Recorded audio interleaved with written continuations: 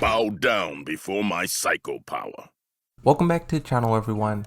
Here we are, episode 4 of Tekken Bloodline. It starts off with Ogre being highlighted in his green aura, and this one is actually kind of cool because it's Heihachi's eyes lurking and peering in on Ogre. This kind of frames it as the hunter becoming the hunted. The whole series up until this point, Ogre is the one who's sort of lurking in the darkness and prowling the night, attacking everyone.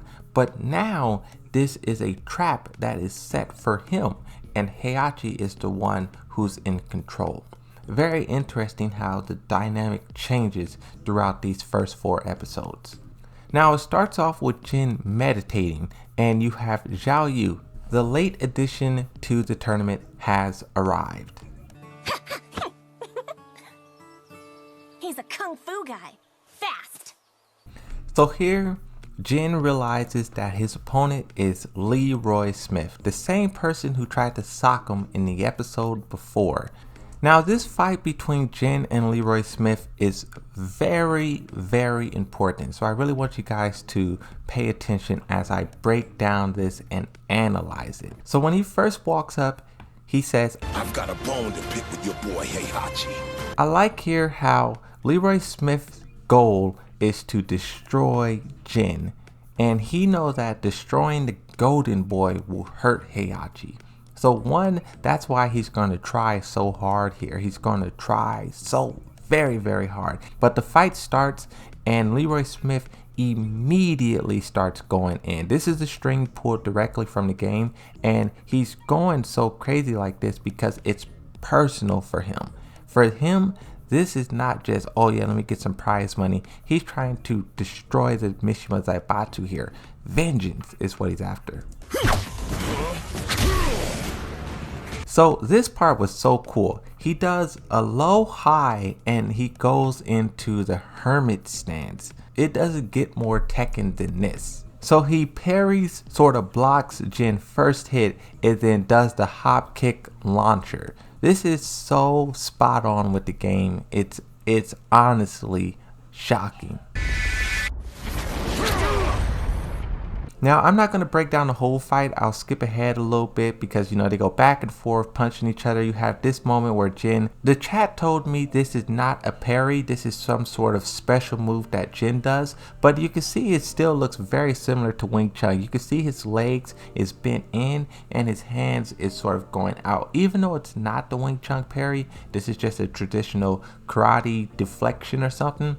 I still think it's cool that he's using it against the parry master, right? Stay down. You've lost this one. Now it's personal for Leroy Smith. He's not giving up. He's fighting basically to the death.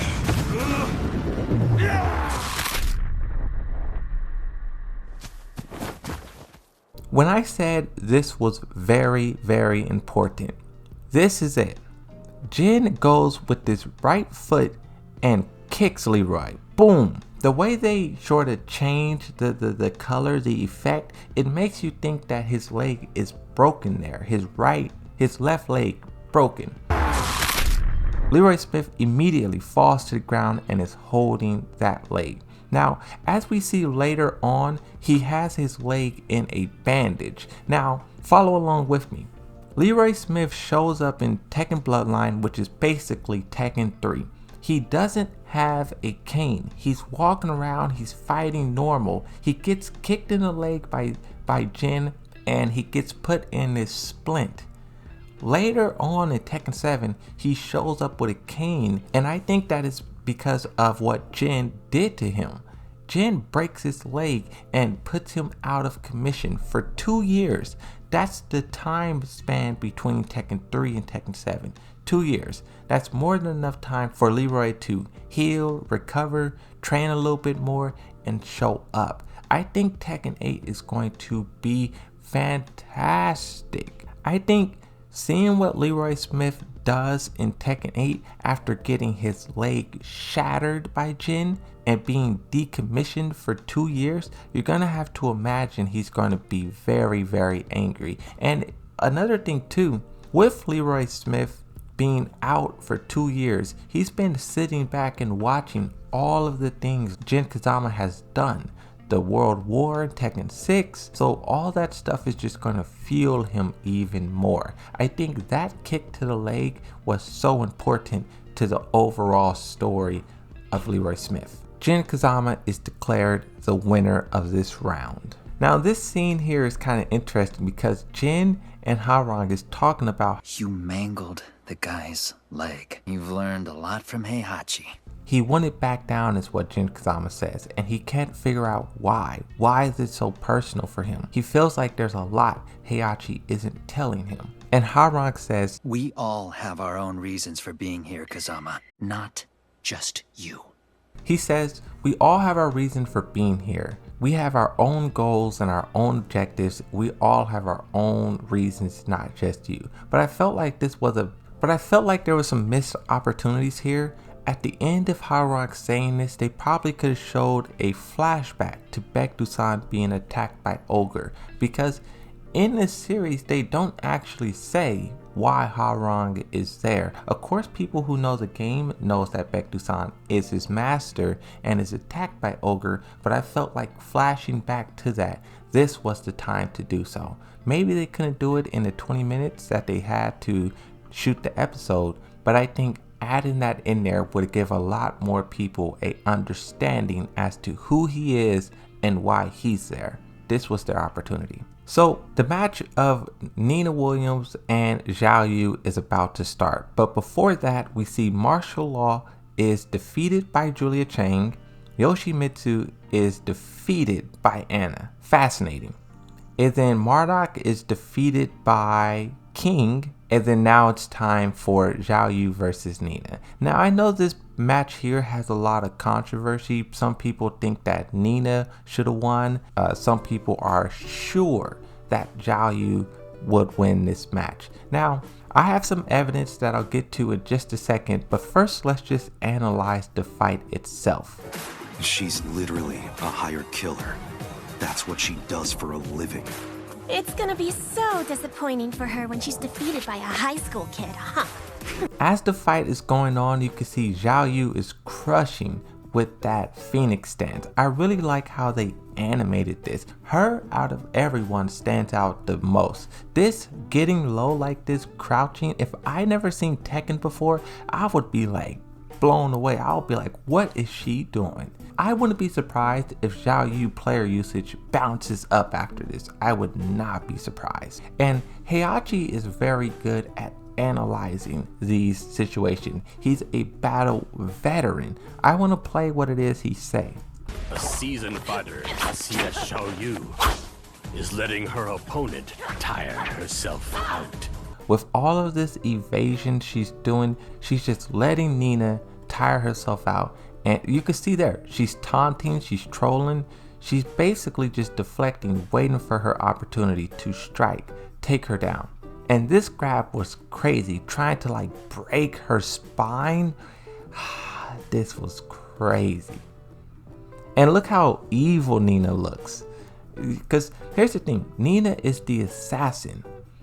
Jin tells Xiao Yu, killing is what she do. She's literally an assassin for a living. And you can see she takes pleasure in doing what she does. She's happy to hurt, to break. And it kind of makes me think back to what they said about Kazuya, how he enjoys beating people down. Xiao Yu ends the match with landing on her shoulders and karate chopping her in the face and knocking her out. GG's, the match is over. Xiao Yu wins. Now, to show you guys the evidence that sort of supports the fact that Xiao Yu is winning here, I have another video here.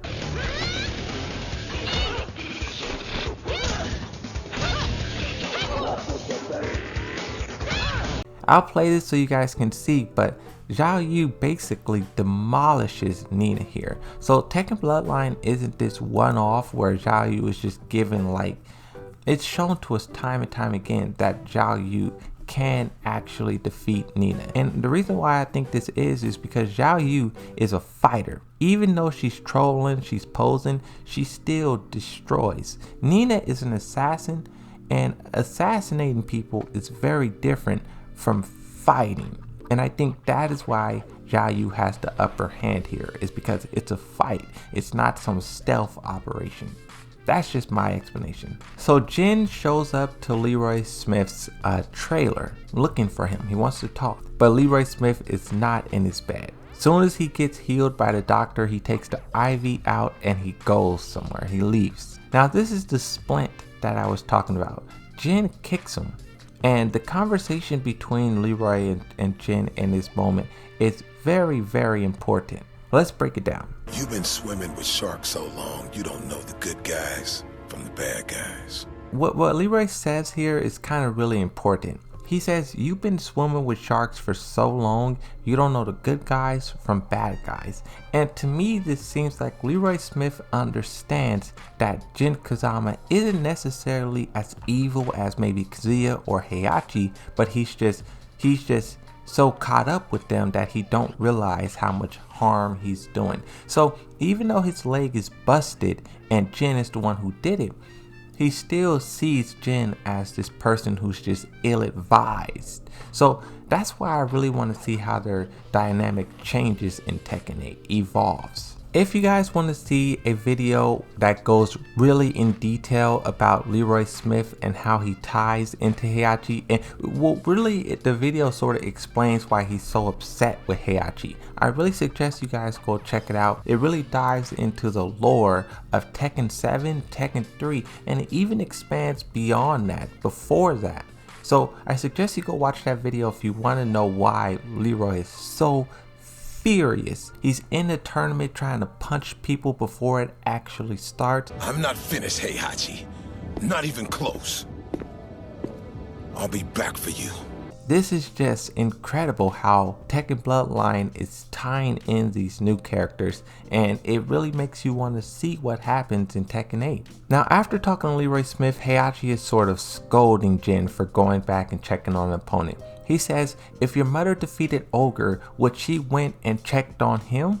And yes, he's right that Jun Kazama wouldn't have gone checked on Ogre to see if he's okay, but it's kind of wrong because he's really trying to turn Jin to the dark side, and he's using Ogre as the device to do it. Oh, you're not going to be able to beat Ogre being so soft and caring about this person whose leg you just broke. You know, oh, you're not going to be able to do this because of that. You know, he's really trying to use Ogre as the thing that pulls him so heavily to the dark side. And I actually like it. I think it's good. So here we have Jin versus Harog. Now, their match isn't too notable. There isn't anything that's like super groundbreaking here. We just really get to see how their rivalry and their friendship is explored. Both of them go back and forth, punching and kicking. We get a bunch of flashbacks. And let me say, the flashbacks, this is when it starts to get overboard.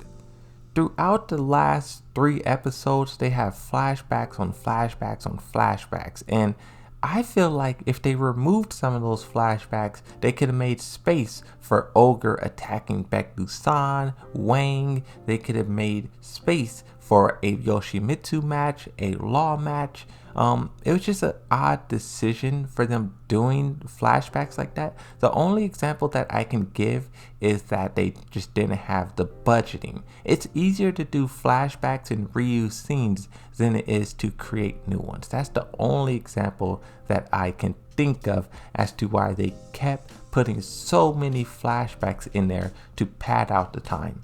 Hopefully in season 2, they have a bigger budget to give us more of an inside look.